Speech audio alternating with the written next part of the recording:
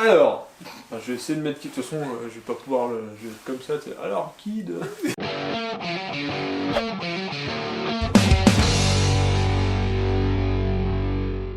Bonjour à tous et bienvenue dans cette nouvelle vidéo. Aujourd'hui je ne suis pas seul, je suis accompagné de deux youtubeurs que vous connaissez sûrement. C'est François de Garage Bagnole Rock'n'Roll et Anthony de PDLV. Salut tout le monde. Je pense que tout le monde ne vous connaît pas. Alors moi j'ai une chaîne où je tente de réparer et maintenir mes voitures en état de marche et ça se passe dans mon garage aussi avec un peu moins d'outillage que Benjamin, mais j'essaye de m'en sortir quand même. Ça s'appelle Garage Bagnole et Rock'n'Roll. Moi du coup c'est Anthony de la chaîne PDLV. Au final c'est un petit peu comme François, j'essaye de réparer, de bricoler mes propres voitures. Mais c'est pas de la maintenance, c'est juste que je répare ce que je casse. Voilà. Quelques petits projets sympas, notamment une 206 que je suis en train de monter à 200 chevaux, un berlingot turbo pour faire du circuit. Bref, tout à fait logique. Très très cool. De toute façon il y a tous les liens en description de la vidéo. Je révise. Tu coupes ça au montage, Benjamin. Bon, alors aujourd'hui dans cette vidéo on va parler chiffres, on va parler poids et puissance, et quand on met ces deux choses ensemble ça fait le ratio poids-puissance. Tu préfères quoi toi Anthony, le poids ou la puissance? La puissance! Justement, je pense qu'aujourd'hui, la notion de puissance est plus comme avant. C'est-à-dire qu'avant, on avait des petites voitures qui étaient pas très puissantes, mais très très joueuses, comme les GTI, tout ce qui est comme ça. C'est des voitures qui sont juste au-dessus des 100 chevaux. Aujourd'hui, j'ai l'impression que les gens n'ont pas la notion de la puissance. Oui. Et pour eux, un truc qui fait pas plus de 400 chevaux, c'est nul. En fait, moi ce que j'aime bien dire c'est que les voitures d'avant, elles avaient des vrais chevaux, et les voitures d'aujourd'hui, bah elles ont des chevaux quoi. Tu vois ce que je veux dire? Ouais. Non, mais tu Non, vois, moi j'ai rien compris là, Anthony. parfait. Une voiture qui faisait 100 chevaux, ça marchait du feu. Ouais. Aujourd'hui, une voiture qui fait 100 chevaux, c'est banal. Ouais, ça s'est banalisé effectivement un petit peu, les chiffres de puissance ont augmenté. Ouais. Une coccinelle, est-ce que vous savez combien ça fait en puissance? Pas Ça doit énorme. faire 40 chevaux. Ouais, je crois qu'on est à peu près, peut-être même moins, mais Ah ouais, voilà, le moteur était vraiment très très peu puissant et ce qui faisait qu'elle marchait, c'était qu'elle était légère, quoi. Voilà, c'est pour ça que le ratio poids-puissance est très important. Avant, on avait des voitures certes pas très puissantes, mais qui étaient très légères. Alors après, le gain au niveau de la masse, ça se comprend au niveau des sécurités, des équipements. Aujourd'hui, qui roulerait dans une voiture, une 2 chevaux tous les jours? Pas la clim, il n'y a pas machin, il n'y a pas bidule. On prend un crash, Pour voir. bah voilà. T'es dans une boîte de conserve. C'est vrai qu'il y a un certain confort sur les voitures d'aujourd'hui, pousse les motoristes à faire des voitures plus puissantes pour que ça puisse quand même rouler, parce que Ils ont sinon pas le ça choix, monte même pas une côte, et puis voilà quoi. C'est clairement. Et on va voir dans cette vidéo qu'une voiture très puissante, tout dépend de son poids, mais elle est pas si... elle rivalise, par exemple une voiture de 300 chevaux peut rivaliser avec une 106. Je vais vous expliquer un peu comment j'ai calculé ça, parce qu'en fait j'ai fait un tableau avec d'ailleurs mon Discord, des membres de mon Discord, je vous remercie d'ailleurs. J'ai fait un tableau qui représente... pas mal de voitures différentes, donc on a des sportifs, des hypercars, des trucs de ouf, des trucs de compétition, mais aussi des voitures complètement banales. Elles sont regroupées en plusieurs catégories qui s'affichent juste ici. Voilà. Oh, c'est incroyable. Regarde ça. Wow. Est-ce qu'on devait regarder là? Un tableau. D'accord. Et donc pour calculer le ratio poids-puissance, normalement ça se calcule vraiment en poids-puissance, donc des kilogrammes par chevaux. Moi je trouve pas ça très intuitif, je préfère quand le chiffre augmente. Et donc on va transformer le ratio poids-puissance en puissance-poids. C'est moi qui décide, de toute façon c'est ma vidéo. Une voiture qui est proche de 0, c'est un peu de la... C'est un déplaçoir. C'est quelque chose pour se déplacer, tout à fait. Peut-être pas forcément en montagne. Et une voiture qui se rapproche de 1, c'est clairement c'est le one-one. C'est la voiture qui fait autant de chevaux qu'elle pèse de kilos. Je vous propose, avant de commencer cette vidéo, de classer ces 4 voitures-là dans ces catégories ici. Oh, Là je le vois pas, mais fais un effort, Anthony. Ah oui, ouais, le tableau. Vous êtes un certain nombre à me dire que la GT40 elle fait que 300 chevaux, sauf que vous avez peut-être pas conscience que ces 300 chevaux dans à peine une tonne, si vous voulez, entre la pédale de gaz et le papillon, il y a rien. C'est-à-dire qu'il n'y a pas une intelligence artificielle qui fait attention, ça va déraper, attention tu vas te foutre au tas, qui fait plus peur que je pense une voiture qui est toute aseptisée comme une Audi à 700 bourrins. Oui. Que là ça va tout droit tout le temps parce que l'ordinateur il fait tu vois, il y a des capteurs sur tout. Alors après là on va parler que du ratio poids-puissance, on va pas aller sur le traction control, le machin, c'est déjà un bon indicateur. Bon et bien on va commencer tout de suite avec la première catégorie, donc on va y aller crescendo, donc la H. Alors la première catégorie, en gros, le ratio c'est de 0 à 0,1. Catégorie limace, quoi. Hein. Voilà, on est sur une catégorie qui est pas violente. Je vais vous donner des modèles de voitures. Ouais. Pour cette première catégorie, vous allez me dire laquelle est devant tout le monde, laquelle est au milieu. Je vais vous en donner, je pense. Le premier, ça va être un tracteur. Un tracteur de 2018, une R8 Gordini, trottinette électrique. À votre avis? Alors moi je pense que le mieux, donc niveau poids puissance, ça va être en premier la trottinette Ouais, électrique. je suis d'accord. Ouais. Ensuite je dirais la Gordini et puis après le tracteur. Premier de la liste, c'est le RMS Titanic. Vous attendez à celui-là? Non? Il fait 51 000 chevaux, il fait 50 000 tonnes. Ah ouais. Son ratio est de 0,001. D'accord. D'accord. Ensuite, on a effectivement le tracteur. Ouais. Et ensuite, on a la Ford T. La Ford T, qui est la première voiture Ah ouais, commercialisée tout à en fait, série par Ford. C'était quoi la puissance? Alors, elle fait 20 chevaux. Et elle fait 700 kg. On a la 4L. Ensuite, on a une Exam Coupé GTI, qui est après la 4L. Ensuite, on a la Citroën Saxo. Ensuite, on a la trottinette électrique. Elle fait 1000 watts, donc 0,7 Cheval. cheval. On prend le cheval et on le coupe pour avoir juste 0,7 cheval. Voilà, c'est ça. On a l'Espace 4, on a la DeLorean. Et en dernière position sur cette catégorie, la R8 Gordini. Catégorie suivante. Alors, il n'y aura pas de Titanic dans toutes les catégories. bien sûr. Ok, bah ça me va, ça me va. Alors, catégorie G. G, oui. À votre avis, qu'est-ce qu'il va y avoir dans cette catégorie? Donc là, on a vu qu'il y avait la R8 Gordini qui était juste avant. Et oui, Gordini, c'est quand même une Donc voiture déjà, ouais, voilà. Moi j'imagine la voiture un peu plus classique, actuelle peut-être. Alors, à votre avis, parce qu'il y a une voiture qui est dans cette catégorie qu'on connaît tous, enfin, elle a beaucoup été dans les vidéos de François notamment, Ok. c'est la Citroën C666 qui est dans cette catégorie. À votre avis, elle se situe vers en le bas. haut du... Bouh, tout en bas. Il y a des chances qu'elle soit vers le bas. C'est lourd quand même comme véhicule. Voilà, elle fait plus de 2 tonnes avec 200 chevaux. C'est un peu le minimum, je dirais, 200 chevaux pour faire avancer 2 tonnes. Je te laisse expliquer un peu ton projet sur cette voiture et qu'est-ce que tu comptes en faire. Ouais, alors bon, rapidement, donc cette voiture, je l'ai achetée il y a à peu près 2 ans. Et elle était dans un état lamentable, le moteur était HS, problème de joint de culasse. Je l'ai réparé, Anthony est venu m'aider pour sortir le moteur, c'était un gros job qu'on a fait sur un week-end. J'ai mis encore 1 an derrière tout ça à la refaire, et puis maintenant elle est là, elle roule, et puis maintenant je vais la revendre. Et l'idée c'est de faire un bénéfice sur la revente. Maintenant ce bénéfice, voilà, depuis le début du projet j'ai dit que j'allais le reverser à une association, c'est l'association L'Étoile de Martin. Et j'informerai par mes réseaux sociaux du jour de la vente, ça se passera aux enchères, ce sera sur le site benzine.fr. S'il y en a parmi vous qui sont intéressés de racheter cette voiture, allez-y quoi. Ouais, c'était la petite parenthèse. Maintenant, on va peut-être déchanter. Non, je rigole. On n'achète pas de toute façon cette voiture pour ses performances, Non, plus son celle-là, confort et le fait confort. qu'elle roule tout simplement. voilà. Une voiture qui roule pas, c'est vrai que C'est vraiment un argument pas très ouf en fait. c'est en concession. Bah celle-là elle roule. Ah bah ouais, mais des C6 qui roulent, il y en a de moins en moins. Hein. Voilà. C'est le moment là de désacheter celle-là. Elle va rouler pendant encore un petit moment déjà. Je l'espère, Aussi. je l'espère. Oui. Est-ce que la 205 GTI est mieux au niveau de son ratio qu'une Fiesta ST comme ce que j'utilise? C'est mon daily, la Fiesta ST 182 chevaux. Je pense que la Fiesta ST est devant. Ouais. Moi je dirais qu'elle est derrière parce que la 205 GTI devait être super légère quand même. En première, eh ben, effectivement, on a la C6. Ensuite, on a Elle avance quand même. Oui, oui, ça se déplace. Ça se déplace. Renault Twingo qui est juste après. Donc voilà, c'est une voiture qui alors c'est une Twingo de 100 chevaux quand même, c'est pas la pire. Ah oui. Donc, une bonne Oui, Twingo. ça- Ah oui, ça parce que va je me déjà disais, bien. Voilà.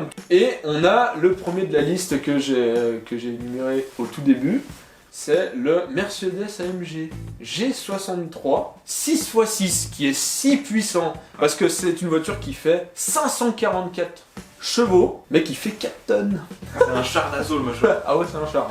Ah, par contre, ça a presque 800 Nm de poids. Ouais, forcément. Donc bon, il faut bien. Hein. Ensuite, on a la 205 GTI. Donc la Pardon, Fiesta est devant alors. la Fiesta est devant. Ah, Ok. De peu, hein, vraiment, on ouais. est presque sur les mêmes ratios. La 205 GTI est à 148, Mhm. 0,148, Mhm. et la Fiesta 152. C'est une catégorie qui est bien condensée et on a des petites sportives qui sont sympas là-dedans. Et en dernière position, enfin dans le haut du classement, on a la 208 GTI, qui est D'accord. un peu plus performante, mon grand regret, que ma Fiesta. Catégorie suivante. Et Et là on se dit qu'on est à 0,16, mais il y a des voitures qui vont monter jusqu'à 1 quoi. Ouais. Et on a déjà passé les GTI quoi. Alors, catégorie F. Qu'est-ce qu'il pourrait y avoir un peu là? Moi. Moi. Enfin pas moi. Ouais, ok. Peut-être- Mais où? Peut-être ma voiture. Où ça? En bas. En bas? Ouais. Ouais, ok. La 206 HDI 200 chevaux. Ouais. Et on a aussi des. On commence à avoir des GTR.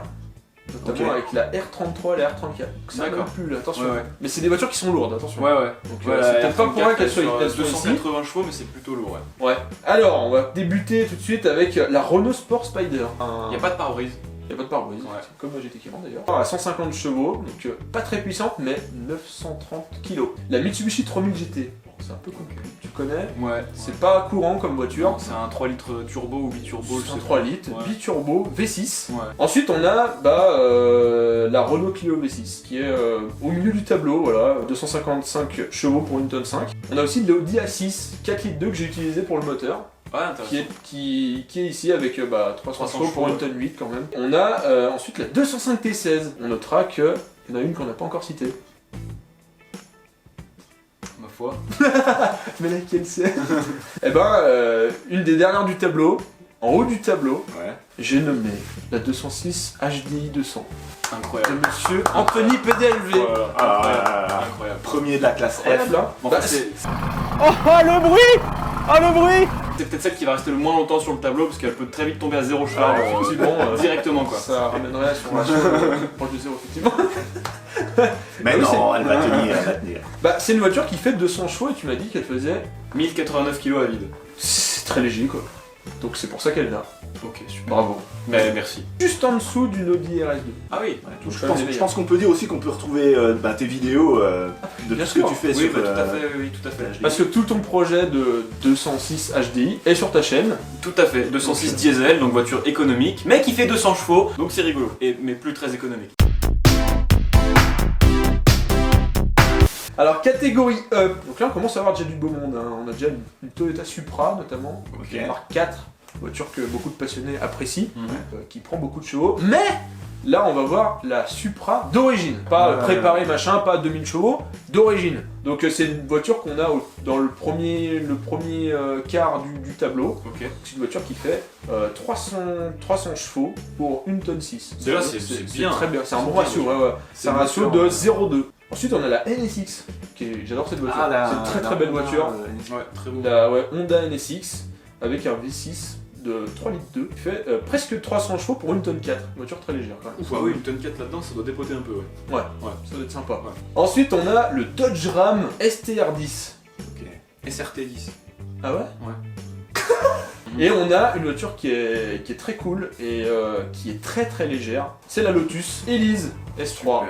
C'est une voiture qui fait seulement 200 chevaux, mais qui fait moins d'une tonne. Ouais. Donc elle est là, elle a un super ratio de 0,241. Je vous rappelle qu'on va jusqu'à 1. Hein. Ouais, là on a Et pourtant, déjà une Lotus des Elise- caisses folles quoi. Une C'est Lotus déjà- Elise, c'est que c'est vous dire quand même que la courbe elle est comme ça. Ouais. Ensuite, on commence à avoir une Porsche là, Porsche 911 Carrera. Alors 997 du millionnaire en Porsche, qui fait 385 chevaux pour 1 tonne 6. C'est lourd hein, quand même. Hein. On a la deuxième du classement que je vous ai proposé en commentaire.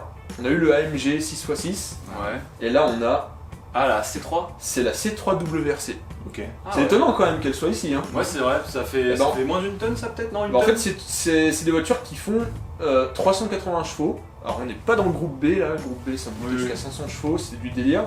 Sauf que là, on est sur 380 chevaux pour 1 tonne 3. Alors, par contre, on notera 400 Nm de couple. Voitures qui sont quand même coupleuses. Ensuite, on a une Aston Martin, Bentley Continental GT, Alpine A110. Et ensuite, on a la première Ford GT40 Mark 1. D'accord. Enfin, c'est le prototype, fait 310 chevaux pour 1 tonne.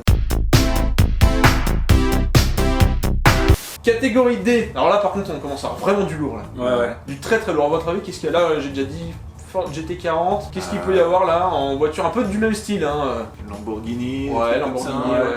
Peut-être Nissan Lamborghini. GTR du coup. Ouais.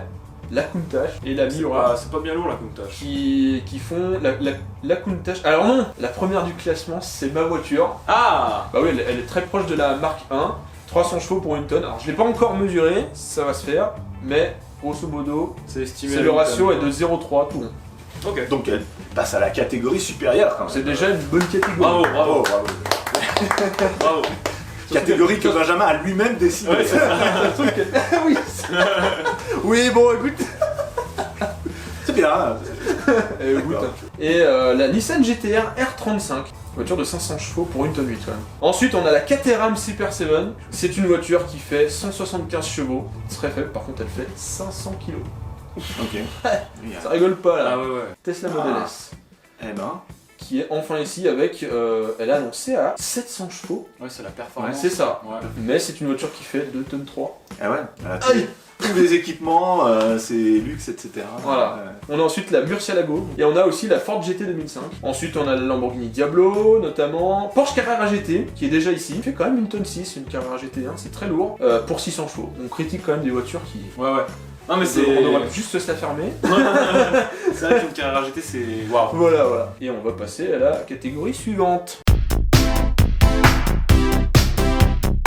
C'est la catégorie C. Catégorie cool. C'est ça. Catégorie C de 0,4 à 0,6. Moi je dis Dodge Challenger Demon. Ah, mais le machin, ça fait. Alors attention, c'est pas une voiture qui est dotée d'une direction. C'est ça. J'ai pas mis le ratio, j'ai pas mis le ratio ouais. virage. Elle est juste faite pour lever les roues avant, Voilà. t'as pas besoin de direction en fait. Alors juste avant cette voiture qui est au milieu du classement, on a le karting. Ah, On avait oublié wow, celui-là, le ok. karting. Putain. Alors le karting, ça a une puissance de 33 chevaux, mais ça fait 80 kg. Ah, voilà, voilà. Ouais, bah ouais, ouais. Mais c'est un une peu moto. comme c'est un peu comme une moto, c'est très léger, mais une fois que t'as mis ton cul dessus, Voilà. ah bah tu doubles le poids. Tu Bah, doubles le ouais. poids. Et vu que tous ces chiffres-là sont poids à vide, Ah ouais. bah voilà. C'est vrai, Sinon, c'est vrai, ça ouais. le fait baisser dans le. Il me semble que ça le fait. Il est à 0,4 là, et ça le fait aller à 0,2. Voilà. C'est Ouais. pas mal. On a aussi la Ferrari F50. Et on a la Ford GT40 de 1966, la MK2, qui avait... en fait, Ford a tout simplement, ils ont fait, bon bah 300 chevaux c'est pas assez, on va mettre presque 500 chevaux, et là on va titiller Ferrari. Alors la Marque 2 est plus lourde que celle-ci. Bah, déjà, 1 tonne 2 pour quasiment 500 chevaux. Ouais, là on touche quand même. Hein. Ils ont rajouté quoi alors? La climatisation Sûrement. je sais pas ce qu'ils... je pense qu'elle est renforcée un peu au niveau du moteur, le moteur est plus lourd à mon moteur avis. plus lourd, boîte plus lourd peut-être. On a la Ferrari F40 qui est ici. On notera qu'elle est devant du coup Elle la est F50. 50, ouais. Ensuite on a Bugatti Veyron. Ok. Ah ouais. Ah, Alors que ouais. c'est très lourd la Bugatti Veyron. La Bugatti Veyron qui est annoncée à 1001 chevaux pour 2 tonnes. C'est beaucoup. Il faut imaginer une voiture d'1 tonne qui fait 500 chevaux quoi. Ouais, c'est ça. Pour avoir le même ratio. Ensuite, on a la Ventador, on a aussi 812 Superfast Ferrari. On a la Ferrari Enzo juste après. La Bac Mono aussi. C'est une voiture qui fait seulement 300 chevaux dans cette catégorie. Par contre, qui fait 600 kg. Et on a la Ferrari 330 P4, la concurrente directe de la Ford GT40. Sauf qu'elle est moins puissante, mais elle fait 800 kg au lieu d'une tonne 2. Ah ouais. Face à la Ford GT40. Et on a la dernière du classement, la McLaren F1. Donc ratio de presque 0,6. Poids puissance, elle fait Poids quoi? puissance, elle fait 650 chevaux pour 1 tonne 100. Catégorie B, comme Benjamin. Le meilleur pour la fin. Alors, dans cette catégorie, là on est au-dessus de la McLaren F1 quand même. hein. Bah, moi je vois de la Formule 1. Alors, on a le premier de la liste, l'Espace F1, qui est 1 tonne 3 pour presque 800 chevaux. On a la Volkswagen IDR, c'est la voiture qui a gagné Pikes Peak. Ah Qui oui, est la d'accord. meilleure de Pikes Peak, c'est une voiture électrique. Électrique, ouais, ouais. Et c'est une voiture qui fait 670 chevaux pour 1 tonne 100. Mais bon, là tu dis que les batteries et tout, c'est tout millimétré pour faire juste la course. Ah oui, ça fait 10 minutes hein. Ouais. Ah non, on n'est pas sur On est sur une voiture On n'est pas sur télécommandée, Ah oui, oui, on n'est pas sur le Tesla. Alors par contre, ça tire. hein. On a une voiture que j'ai présentée sur la chaîne, c'est la voiture de drift de Alexandre Claudin. C'est une voiture qui fait 1000 chevaux pour 1 tonne 6. Ensuite, on a la Ferrari. On a la Bugatti Chiron, juste après. On a la première Formule 1 du classement. C'est une Formule 1 des années 70. C'est déjà vieux, hein. Ah ouais, Ça faisait ouais. un bail qu'ils étaient devant, les mecs. Hein. C'est les McLaren M23 avec un V8, 450 chevaux pour 560 kg. On a la Mazda 787B, j'adore cette voiture. Oh là là. C'est une voiture des 24 heures du Mans. C'est un Quadrirotor, moteur rotatif, ouais. quadrirotor, voiture de 700 chevaux pour 830 kg, j'ai tout dit. Incroyable. Et la dernière du classement, la LMP1, la catégorie juste en dessus de la LMP2. Et on va passer à la catégorie A. La première voiture, c'est la 208 T16 que j'ai présentée sur ma chaîne. La vidéo est ici. Elle est là, en Ouais. haut à droite ici. Une 1-1. Bah en fait là on est au plus de 1. Ok. plus de 1. Ah, déjà. Là, on est à 1 minimum. Après, on a la Toyota Tacoma Pikes Peak, c'est un diesel. Moi, j'aime bien ça. Les images là, ça fait très noir, ça a l'air d'être dangereux comme pas possible. On a aussi deux Formule 1 des années 80 puis 90, qui font moins de 600 kg pour 700 chevaux. Waouh. Putain, les mecs, ils voulaient se suicider en fait. Ouais, là, c'est et clair, surtout hein. qu'à cette époque, il y avait des turbos. Quand le turbo il était. Ouais. Et bah là, c'est. Ouais. Aujourd'hui, c'est des ouf, mais alors à l'époque, c'était encore plus des ouf. Hein. Ils Ouais. vendaient le cercueil avec la voiture. Ensuite, on a le Suzuki Escudo Pikes Peak. Ouais, dans Gran qui est Turismo, dans Gran Turismo qui a fait briller tout le monde. On a les Formule 1 des années 2000 et 2010. On a la Bugatti Bolide, qui est une voiture qui est très puissante, qui a presque 2000 chevaux. Je savais même pas que ça Pour existait. une tonne 3, T'as pas vu cette voiture? Non. Comment c'est? Bah elle est là, regarde. Ah Et la dernière voiture, c'est une Formule 1, c'est la Lotus 98T. Alors, il y a une carto, un réglage pour la course qui est talonné à 900 chevaux. Une carto pour les chronos à 1200 chevaux. Et cette voiture fait 500 kg. Ah ouais, donc là, imbattable. Hein. Le ratio est à 1,8. Ok. Waouh. Donc on est loin du C'est Titanic le quoi. délire. Ah, le Titanic. Il est coulé. Mais le Titanic est plus puissant. Mais je pense que c'est moins amusant quand même le Titanic. Mais je sais pas si t'as plus de chances de vivre dans l'un des deux en fait. La catégorie XX, il y a 3 modèles, alors c'est des trucs... Mais ça va encore au-dessus. Ouais, alors ça c'est plus des voitures. Ah, ok. On est sur des voitures de modélisme. Moi je pratique le 1/28ème, c'est une bah voiture qui est oui. grosse comme ça. Malin ça. Et c'est des voitures qui font 0,3 chevaux pour 150 grammes. Le ratio est de 2, tout rond. Waouh. En aviation, le Dassault, le Rafale. Ah ouais. L'avion de chasse français. Ah oui, parce que ça doit faire un peu de chevaux ça. 2 turboréacteurs, 50 000 chevaux. Ok. Ouais, il me semble que c'est 50 000 chevaux, donc 25 000 chacun. Et il fait 20 tonnes. Et le ratio est de 2,5. Et la dernière voiture, c'est encore une voiture de modélisme. C'est du 1/8ème. C'est des voitures qui sont grosses comme ça. Il fait 2 kg. C'est une puissance brute à 20 chevaux quand même. Ah ouais. Et le ratio est de 8. Incroyable. Ok. Voilà. Incroyable. Est-ce que ça vous a vu ce petit format de vidéo? Je vous retourne aussi la question, mais... Et bah ouais, on a des surprises quoi dans, C'est rigolo, hein. dans ce. Ah, franchement super fun, ouais. Super fun. C'est intéressant de voir qu'on est très très loin des meilleures voitures. À un ratio de 0,2, c'est déjà très violent. On va jusqu'à presque 2 pour les meilleures voitures. C'est vous dire les paires que les mecs ils ont quand ils se lancent dans Pikes Peak ou sur des circuits de Formule 1 avec des voitures à un ratio de 2. Mais déjà, ouais. en fait ce que les gens se rendent vraiment pas compte, c'est que rien que 300 chevaux là-dedans, mais tu fais un pied planché dans un virage, déjà tu sais que t'as fait un tête à queue sûr. Je vais leur faire un essai en passager de la GT40. Vous allez voir ce que c'est en fait un ratio de 0,3. Je suis avec François, putain.